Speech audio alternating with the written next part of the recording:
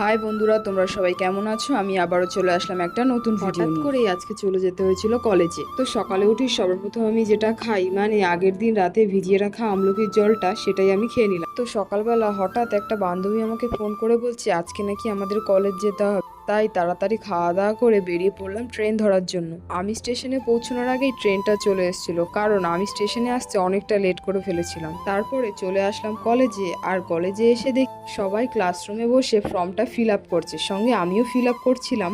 আমাদের ফর্মটা fill up করা হয়ে গেছিল, তাই সবাই মিলে চলে গেছিলাম জমা দিতে গিয়ে দেখলাম কত বড় লাইন হয়ে আছে। ফর্মটা জমা দিয়ে আমরা সবাই মিলে চলে গেছিলাম ঠান্ডা জল খেতে। আজকে যে হারে গরম পড়েছে তার বিষয়ে কি আর বলবো। আমাদের কলেজের সব কাজ কমপ্লিট হয়ে গেছিল, তাই আমরা বেরিয়ে পড়লাম বাড়ি যাওয়ার উদ্দেশ্যে। বাড়িতে এসেই বসে পড়েছিলাম খেতে, কারণ কলেজে কিছুই খাওয়া হয়নি, আর তাই খুবই খিদে পেয়ে গেছিল। খাওয়া দাওয়া করে একবারে টেবিলটা মুছে নিলাম।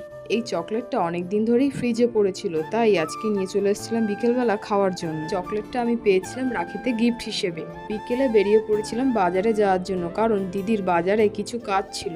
প্রথমেই আমরা চলে এসেছিলাম জুয়েলারির দোকানে, তারপরে চলে গেছিলাম এই দোকানটাতে, কারণ এখানে আমাদের বাড়ির গ্যাসটা সারাতে দেওয়া ছিল।